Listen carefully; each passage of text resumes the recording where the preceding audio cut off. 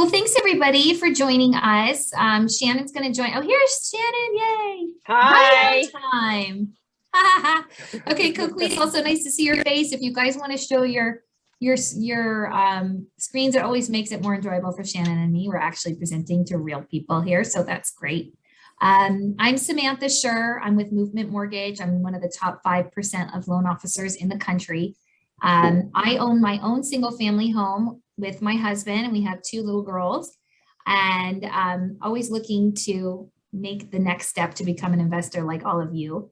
And my 2 loves are my 2 children and Belgian waffles. And my vision for the world is positivity and gratitude.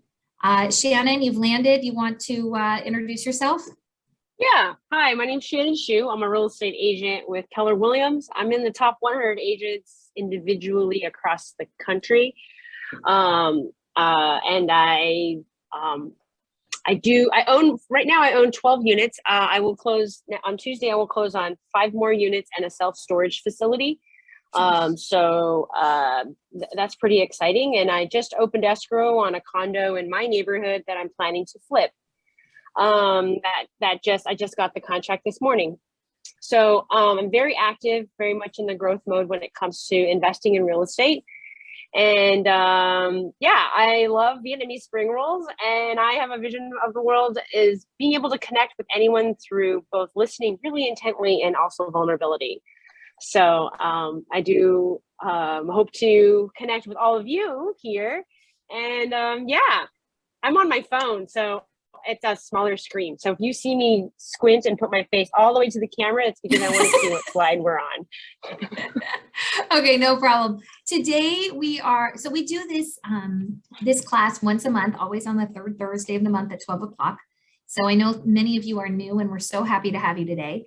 Today's meeting is going to be on a property comparison. So Shannon's taken 2 properties, one in Fresno today, an investment property option that I think it's 4 units, right? That's the 4 unit. And then comparing Correct. It with a property in Lawndale. And the property in Lawndale is 3 units. So we're looking at everything today from an investor perspective. If you, we'll go around the room in a minute and get an idea of who we have on the call today. So we'll go ahead and get that started. Let's see. So we're going to speak about why should you buy a property, why an investment property. We'll do a comparison, maybe touch a little bit on what's happening right now in Los Angeles. We'll talk about some financing options and then next steps.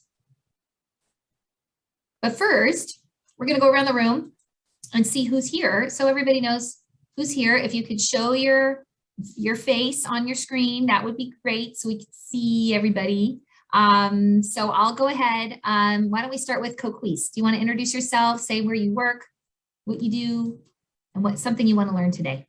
Definitely. Hello, my name is Coquise, and I'm here because of Shannon. Hi.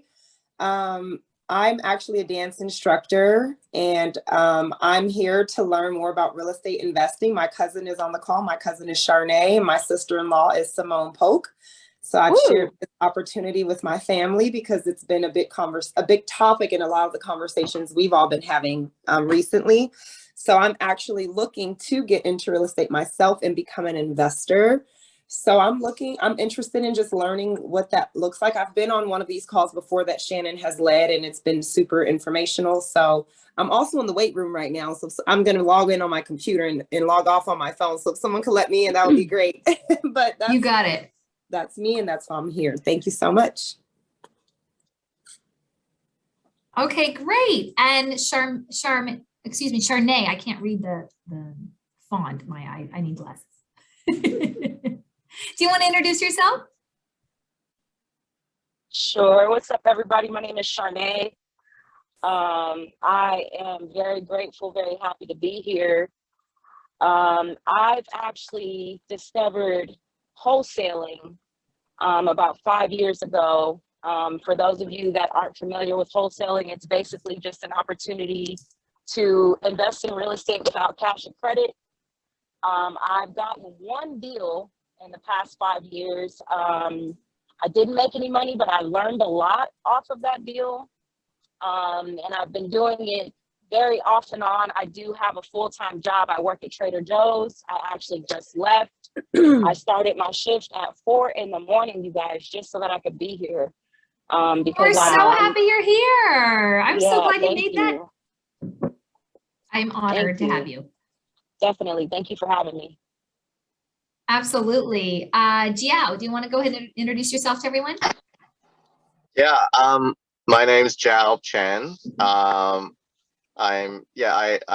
was invited to join this by Shannon. I'm glad to be here. I'm in the process of I own a home that we're selling. I'm in the process of buying something new, and in this crazy market. And I've also been exploring property investment options, either by myself or with some friends. And I work in Culver City. I work in the film business. I work at Sony Pictures in creative development.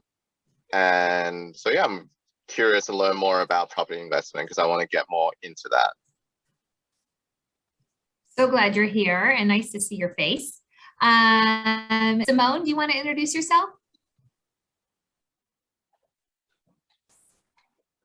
Maybe she can't hear us right now. Robert, do you want to go next? Sure. I'm glad to be here. I really enjoy it. It's very motivating, both of you and Shannon. So I really appreciate this. So just a quick sort of brief background. I've invested in real estate. I haven't invested for a while now. It's been a while. Sort of retired, you could say. I was a real estate broker for years. And did some developing, small stuff, 2 units, 3 units, 4 units. We buy the property. My dad was a contractor, and I was the real estate. So I'd negotiate the property and then do the refinance. We did that for years. Now that was back in the 90s. And I taught property management for a few years, number of years. And now sort of want to get myself reacquainted into it, and actually just want to get myself updated. I've sort of been out of the loop, and I was introduced, actually, Shannon, you've heard me say this probably every month, that the way I met Shannon, well, I haven't really met her in person, but it was through my daughter and my wife, not my mother, my wife. She was helping my daughter look for property, and so that's what we're going to go to when we're ready to get another property. Is we're going to be looking for you two, actually, because I'm out of the loop now, but I want to get acquainted with it, just get back myself into it. So that's kind of my background. And that's great. Well, yeah, we're so happy to have you again. Always, you could come as many times as you wish. We don't charge. No, it's very good to be a part of it. Yeah. So looking to buy some more property. That's for sure. That's our move. But we're going to need we're going to need people that are in the game, so to speak. I'm more in the fanfare now, so I need somebody to get up there and push it. I mean, that's it. So glad to be here to see everyone. Thank you. Of course. Right. LT, do you want to introduce yourself? Hello, everyone. Oh, my video's not on. Hey. So I'm LT. I was invited by my sister, Coquise. I heard my cousin too. I logged in and heard my cousin Nene. So, family affair. Who else is joining? Yeah. I have a long history and pretty much investing in rentals. I've been a renter and I've always invested in the rentals and worked out deals with the owners. And I've done it for a very, very long time, rented out rooms in my property. And about 7 years ago, I moved to Las Vegas, and just me and my husband just really decided to, get our feet planted and say, hey, you know what?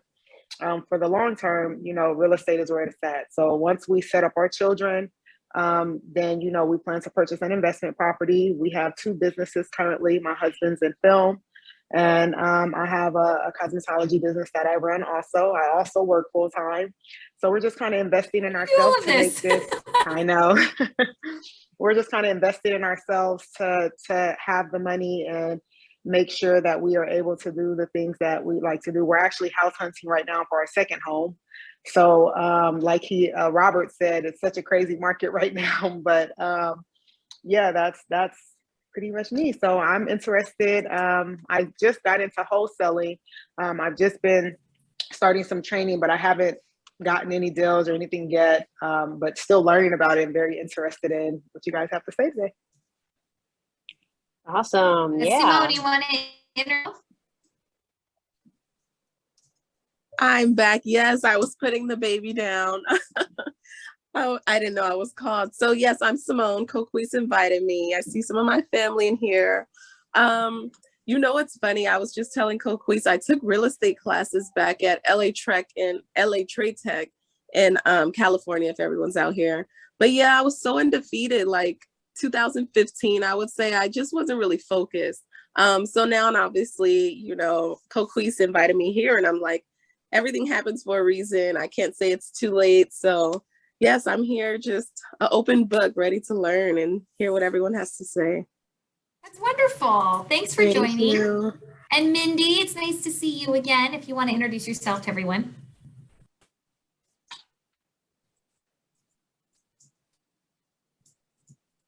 I think you're on mute. Sorry. I own a house in Los Angeles, and I have 3 rental properties in Pittsburgh, Pennsylvania. And so I'm currently trying to figure out, you know, where I'm going from here. And so I've enjoyed coming to these, and I always learn a lot. And so thank you so much. Absolutely. Yay. Well, now that we're all acquainted, we'll go ahead and get started. So some of you have been on the, so it seems like everybody here owns property. Is that right?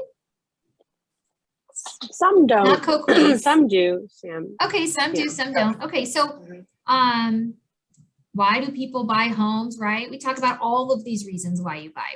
It could be your retirement plan, since many of us won't have Social Security to rely on, to have some great passive income. Today, we're going to be talking about purchasing units, where you could either rent out all of the units in the building and buy it as a full investment property, or move into one of those units and call it a primary residence and rent out a couple of those other units and still have that great passive income.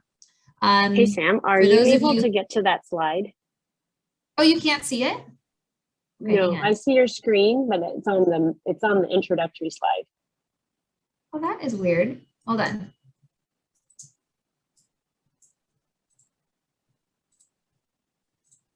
Do you see it now? Yes, now I see it. Thank you. Okay, sorry about that. We'll talk about appreciation, as we've seen double-digit appreciation, close to 20% in Los Angeles, and really across the country. But specifically in LA, I'm sure you guys have seen how home prices have gone up so much since the beginning of the pandemic, all because there's just no inventory. And so people buy it just for that pure appreciation, not necessarily to get your amazing passive income, but to have that appreciation over the years. There you have obvious tax benefits, being able to write off your mortgage interest and your property taxes. For those of you who have strong W-2 income, it's a great way to have some write-offs, and especially this time of year, right? Your CPA is telling you, okay, you really should buy a house. This is why. And then stabilizing your housing payment. Shannon and I were just talking before this call began that so many people are being squeezed right now. Rents are going up. And if your landlord is saying your rent's going to be going up, it could be going up way more than your normal 3%. I just talked to a client earlier where her rent's going to be going up about 7%. And that's a big deal for her. And if she wanted to move to buy, she has to spend so much more money monthly. So it's a trade-off she's going to have to figure out. Next slide here. When's a good time to buy, Shannon? I always like your take on this. So I always say the best time to buy is when you can afford it. So a lot of times, almost every buyer comes to me and says, is now a good time to buy? And I say, are you in a position financially to afford it? And then the first thing they say is, well, what about the market? And I'm like, the market can be anywhere, but if you cannot enter the market, then it's not really like, I could tell you like, yeah, today's a great day to buy. In fact, if you don't buy today, by tomorrow, it's going to be gone. I mean, first of all, that's a real like lame sales tactic, but also, it doesn't make sense. Like it has to make sense for your life and what you've saved and what you're ready to do financially. So, good deals are always out there. I'm buying something literally today. I mean, I opened escrow, and I think that I could say maybe it's not a good time to buy. I'm like, well, I'm going to flip it and, make a little bit of money on it. And if it doesn't end up selling for what I want, I'll rent it, and I'll make a very, very itty bitty amount of cash flow on it, and I'll wait. So it just means, but I'm not financially tying myself to having to be in the market that makes sense. So the best time to buy is when you're ready. We cannot time the market. It's like a stock. You can't time a stock. So the same thing with real estate. It's going to be when you're ready, it's going to be time, and we cannot time the bottom. Robert, did you have a question? Yeah, is it okay to ask a question or make a Sure. comment? Yeah, okay. I just didn't want to interfere with the flow of things. But I was listening to Shannon, and I like what you were saying about when's the best time to buy, and the answer is when you can afford it. And I like that, because I used to say now is the best time, but I think that the answer is when you can afford it. I like that. So I just wanted to point that out. I thought that was a good point. And Thanks, the other thing, yes, and I was thinking that I was thinking about when we talk about cash flow, some of my own personal experiences is when I had bought, when I was sort of upside down, so to speak. I was putting money out for a while. I was putting money out every month. And I thought, why did I buy this property?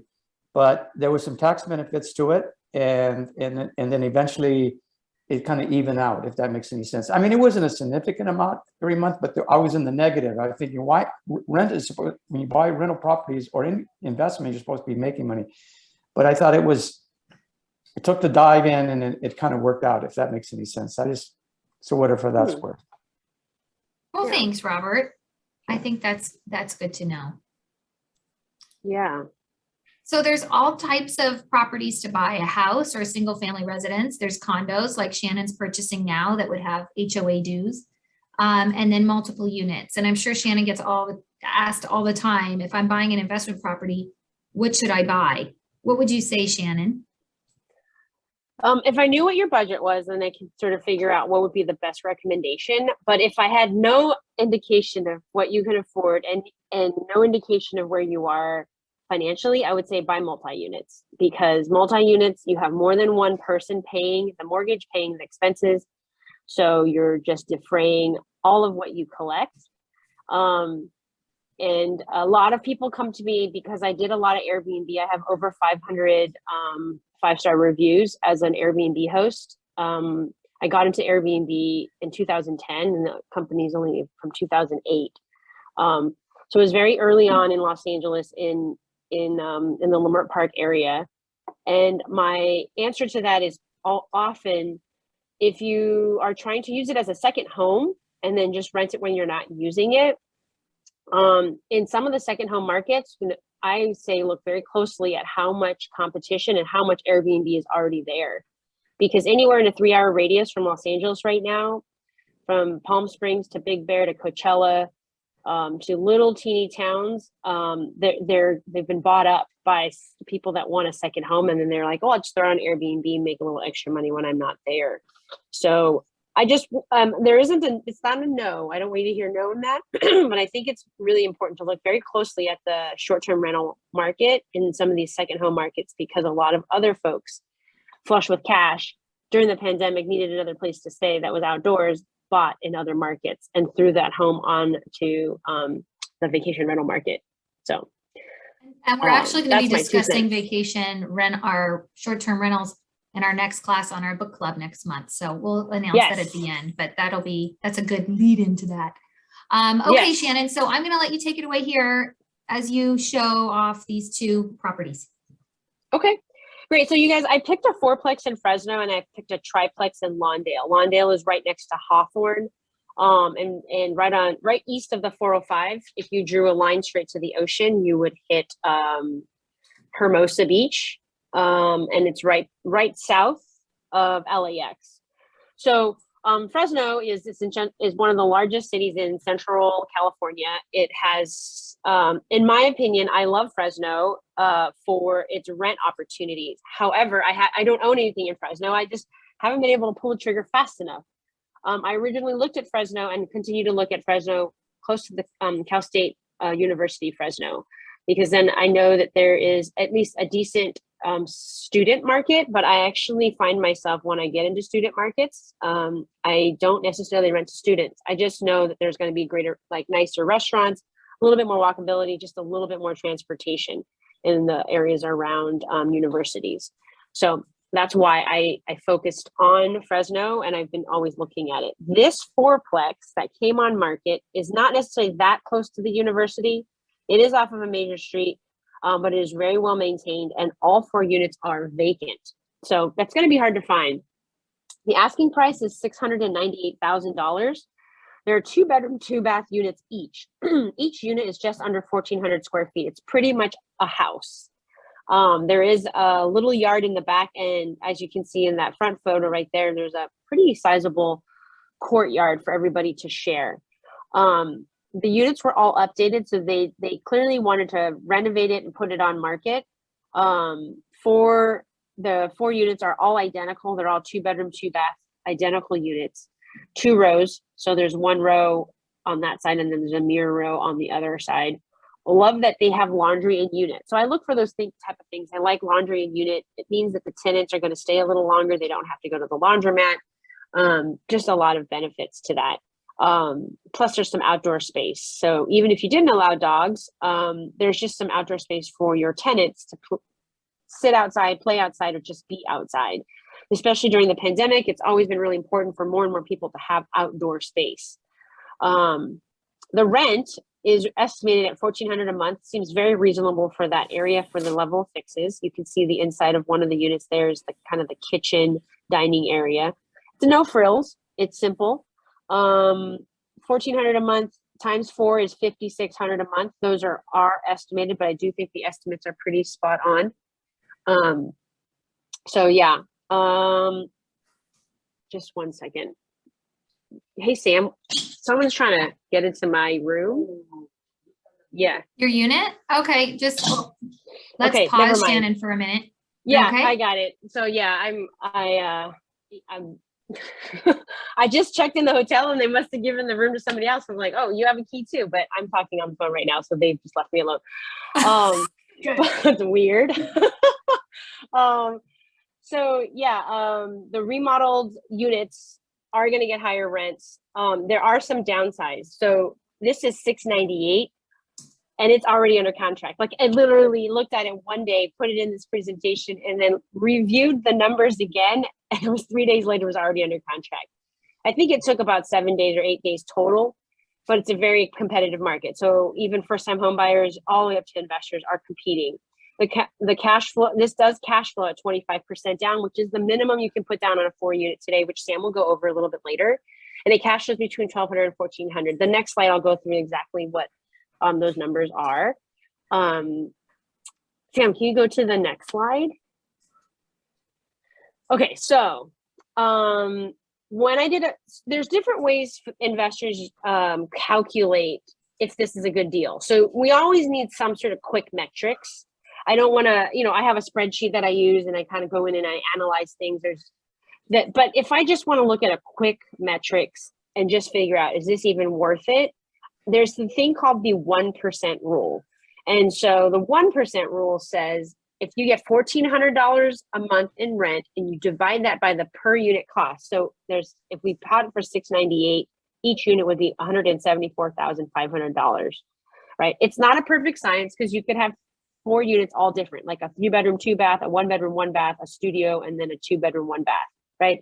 But you're still just going to divide it by 4, and you're going to use the per unit cost divided by 4. So this is $1,400 divided by $174,500 per unit. If that could equal 1%, this is a great deal. I don't need to do any more math. I'm like, oh, this is a great deal. I want to go find out some more about it. I don't know what the maintenance costs are. I don't know what the tenant mix is. I won't know any of those other things, but I just figured out it's a deal. Go further, research more, analyze more. So I'm teaching you guys that. So you guys have some sort of like something to grasp onto, like, should I go further with this? Like, and for this is 0.8. So it does not quite meet the 1% rule. So $1,400 divided by one of the units is $174,500 is 0.8. Okay, so that tells me, all right, I'm not a no. I have to know more. I have to know if it's going to cash. I have to know if this is going to work.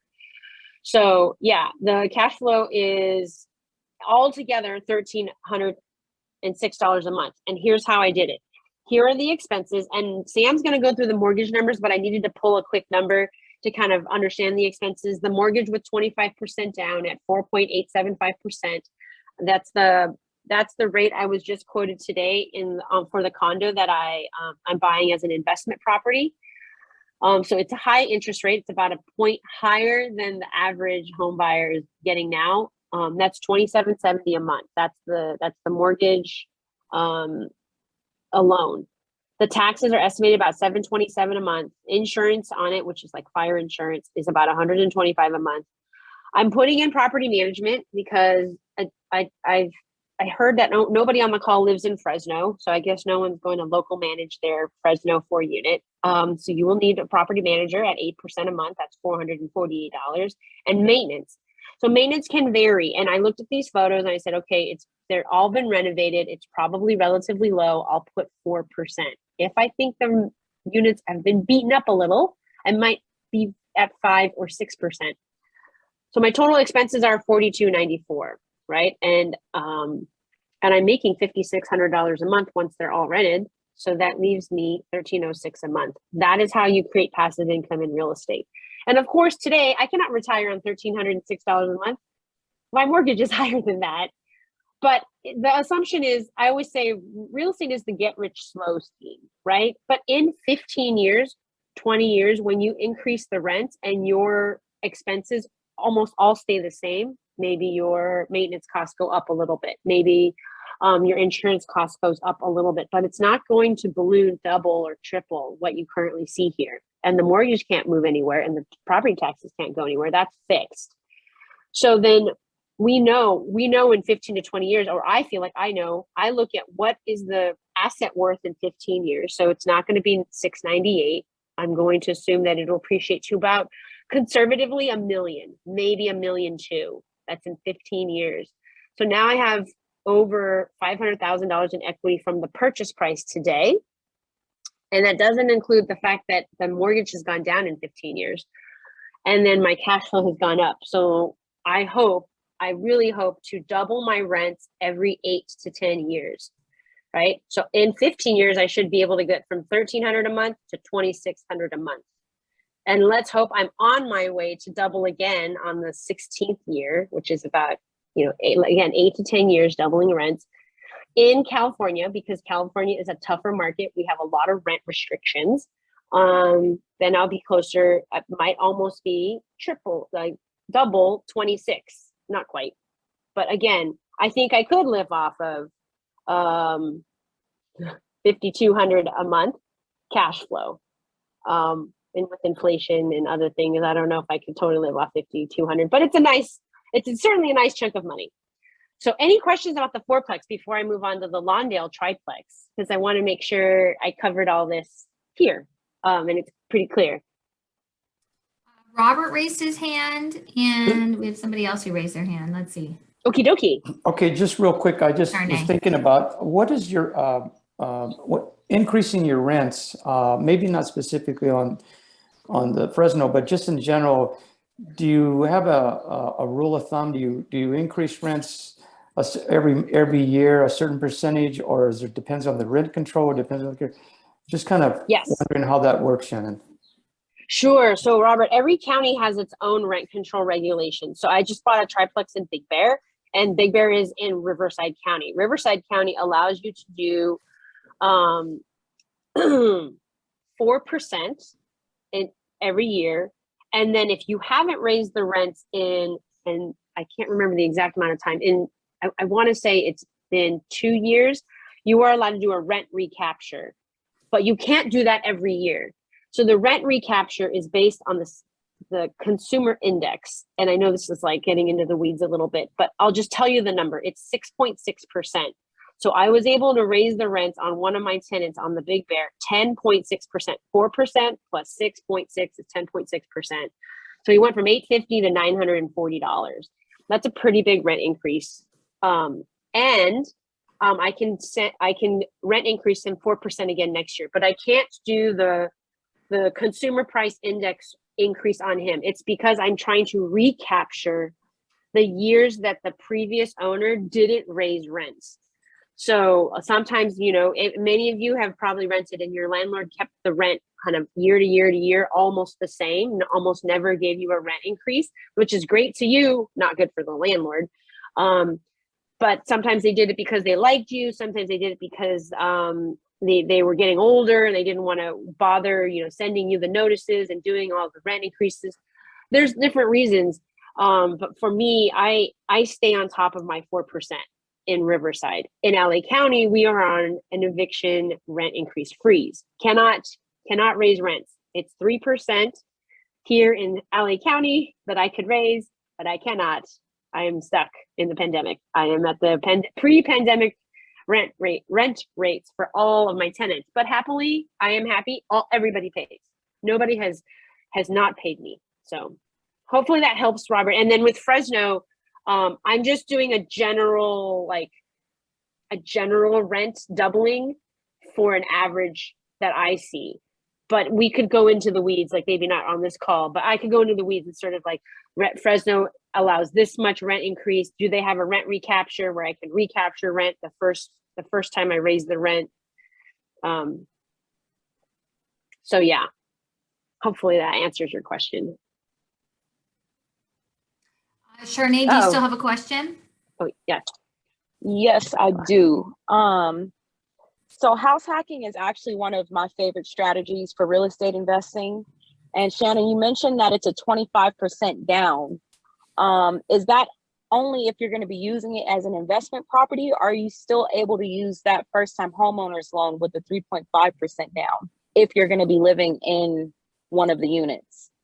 Great question, Sharnae. So yeah. Do you think like I think? Sorry. Okay. Well, Sam's going to answer this too, but let me hop in, Sam. I want you to. I know Sam has good things to say about this.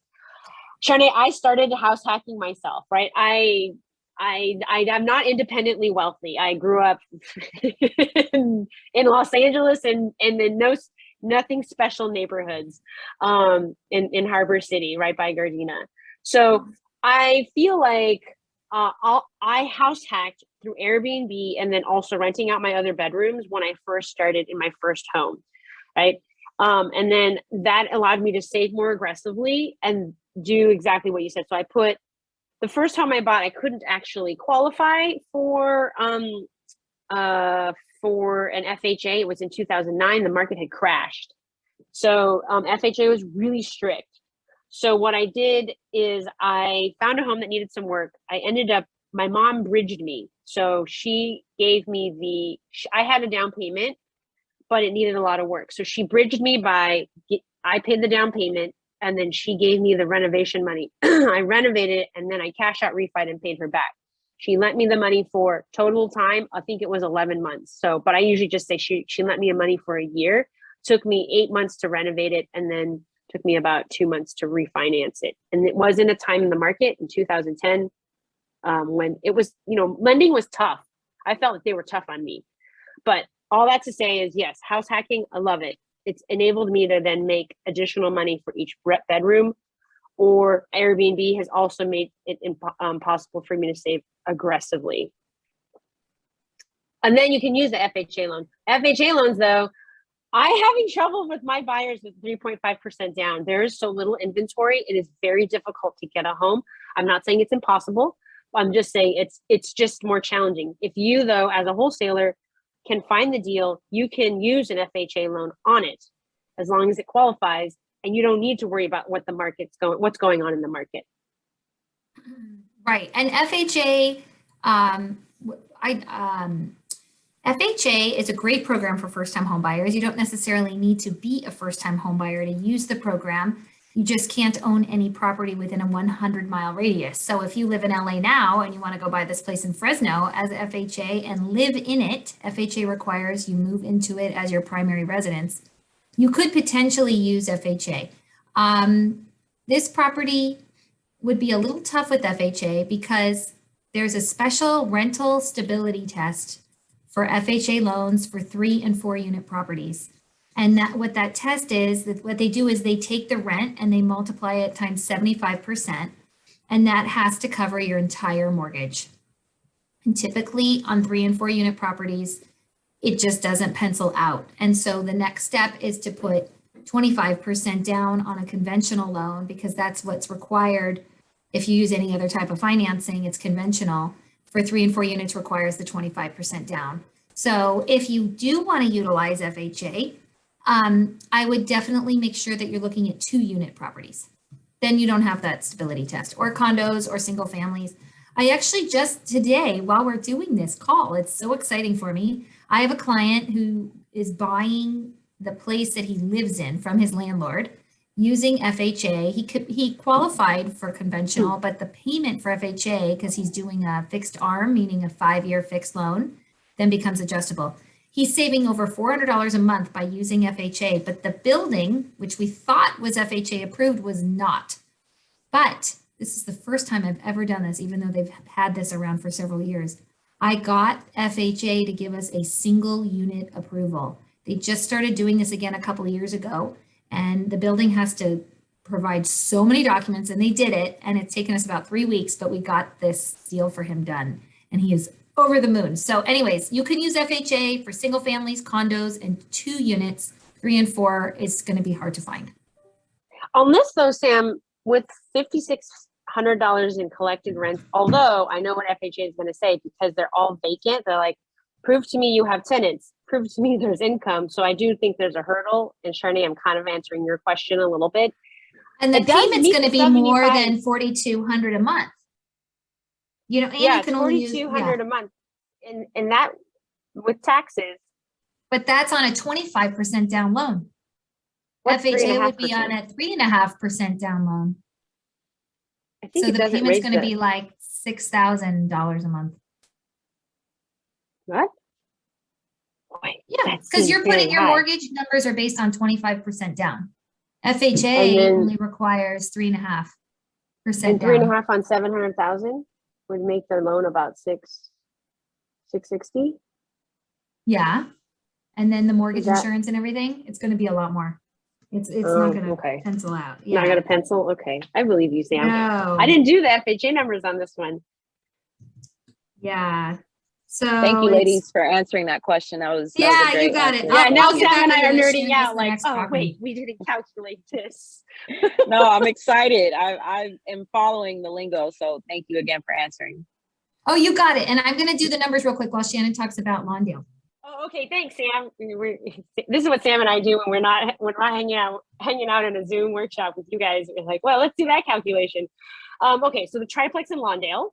So Lawndale, this one is going to go above asking. It's $975, and likely, I said likely will sell for $975. Likely will sell for $975 to $1 million, which I think some of the words got eaten. The triplex is similar to the other one in this way, and that is the 3 units are all a mirror of each other. So the 2-bedroom, 1-bath each. That means it's 750 square feet per unit. The total square footage is 2244. Little units. These are 750 square feet is almost half the size of that 4-plex in Fresno, with 2-bedroom, 1-bath in each. Teeny. But it's in LA, and you're only 8 minutes to the airport.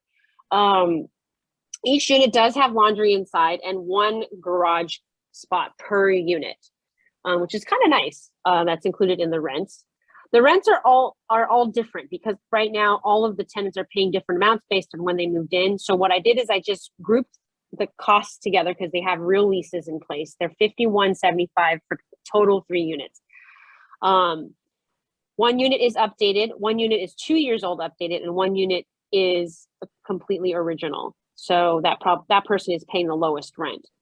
It's only 2 miles from the beach if you draw a line, because it's on the westernmost side of Lawndale. If you draw or as the bird flies, it will go straight to the ocean in 2 miles. The downsize, the unit that has the lowest paying tenant with the original unit inside has been there for 35 years. That means they are not likely going to move. So you will inherit a 35-year-old tenant. They may be older than that, but I mean 35 years of the landlord.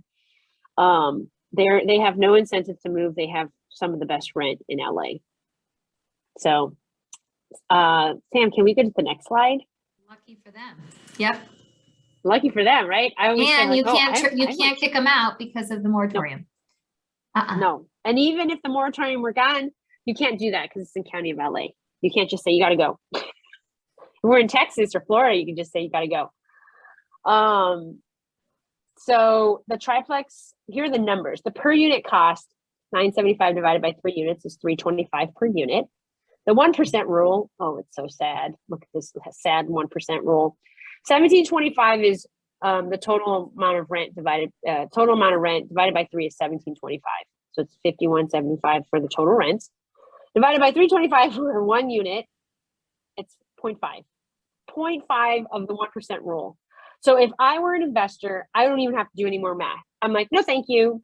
Lovely, but I cannot make that cash flow. It's not going to make sense. Cash flow is negative $456 a month. That means you're not making any money.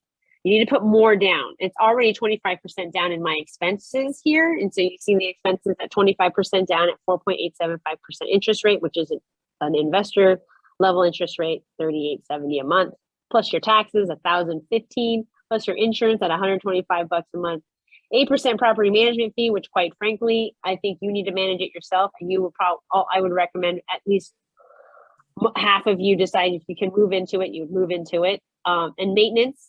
I hope you guys all learn how to become a handyman because I'd like you to save that $207 a month. Also, because it's the only way we can make it cash flow just a little bit. But I had to put that in here because I think we can't compare apples to the Fresno deal and I take those numbers out and you say to yourself, well, now we're not comparing apples to apples. So your total out of pocket is $56.31 and that does not get covered by your $51.75 collected. Therefore, not a good deal. We could go further into more details about how the deal doesn't make sense, but I think everyone here kind of gets the big picture. Does anyone have questions about the Lawndale triplex and kind of like seeing how Los Angeles is really an appreciation market and less so a cash flow market? No questions? No questions. All right. So those are my you really covered that one. Excuse me.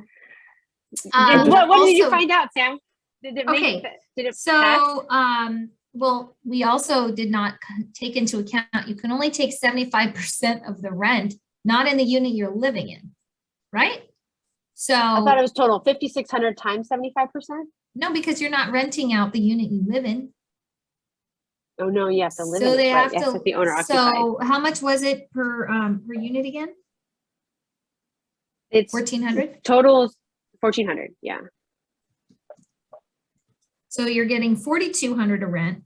So that means that your payment can't exceed 3,150 and your payment's 4,900. So never mind. No deal. We're playing deal or no deal now. That is a no deal. No FHA loan for that one, even if you were to live in Fresno. Robert, did you have another question? Yes, just real quick.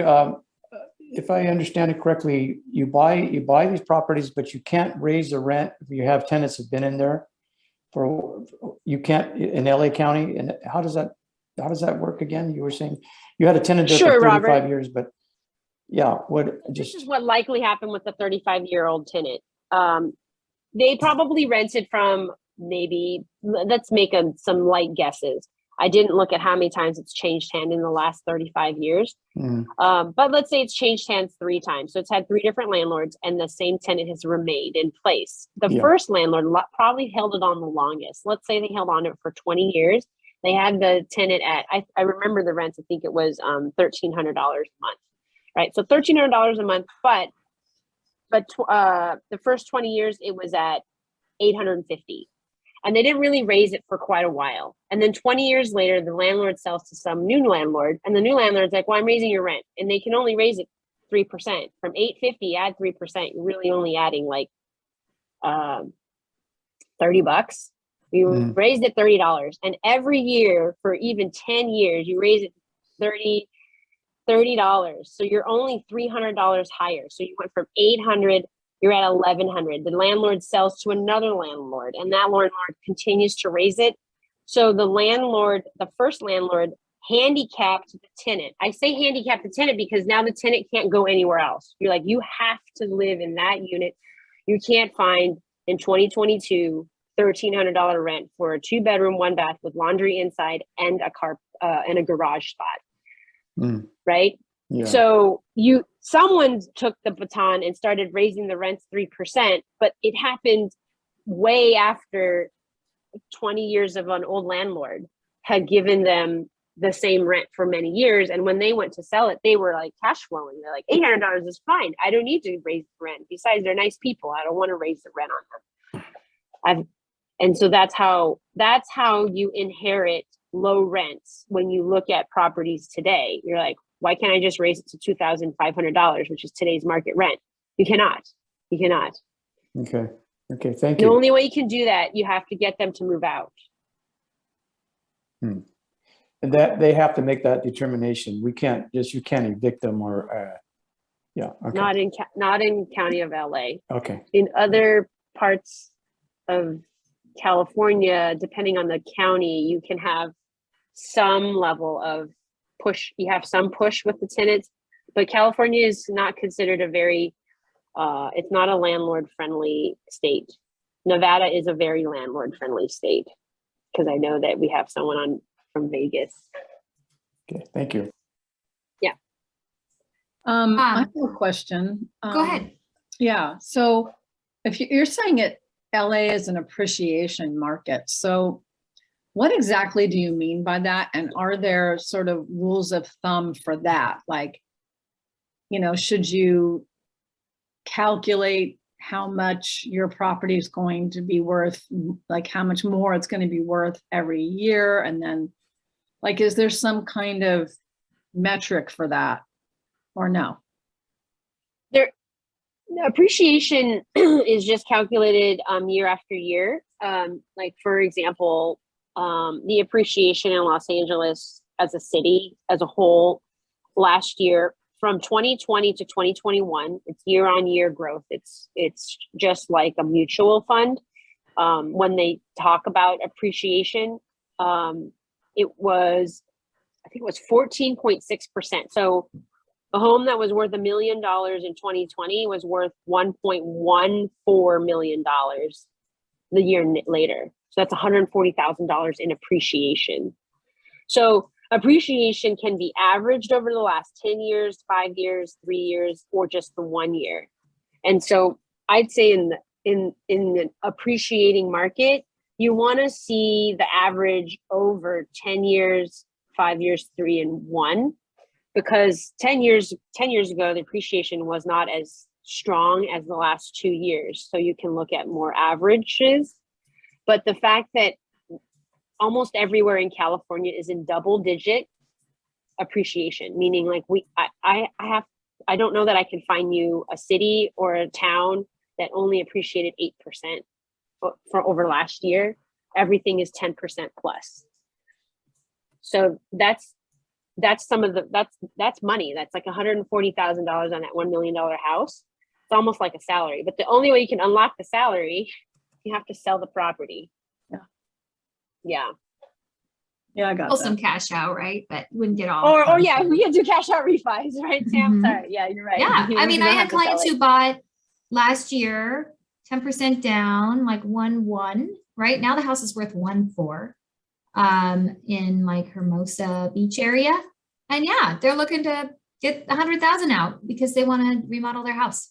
So we're doing a lot of cash out refinances right now, just so people could take advantage of that appreciation and do what they wanted to do, or maybe go buy another house. We are almost running out of time here, so I'm going to go through my slides a little quick here and then leave some time for questions at the end. We just went through some of the payments and whatnot on these two properties. I just reiterated them here. We can call it owner occupied, and you get a little bit better rates than if you did the non-owner occupied. And we discussed why FHA is not going to be possible on both of these properties for that same reason. But if you found a 2-unit property, FHA would be a great opportunity to put as little as 3.5% down and not have to worry at all about how much the rents are getting. Okay. The Lawndale property, same thing, 25% down, a little cheaper for owner occupied versus non-owner. Anytime a property is non-owner, that's riskier to the investor, and that's why the interest rates and the overall payment's going to be a little bit higher. One thing to mention is interest rates. I'm sure you guys have heard it on the news. Rates are increasing a ton. They've gone up about 1.5% since the beginning of this year. And so if you are approved for $1 million mortgage right now, you'll see the payment is about $5,066 minus taxes and insurance, just a simple mortgage payment. But as rates start to increase and go higher and higher, look how you had $1 million loan you were approved for, then gets dropped down to $918,000, because if you've been maxed out at a payment of $5,066 for your mortgage, you can no longer afford that $1 million more loan size. So this is just something to get your brain moving and talk to friends and family about, that if you're looking to purchase everybody's looking to purchase right now as rates go up any further. Inflation is causing these rates to go up higher, right? And the Fed is going to do what they can to try to stop inflation.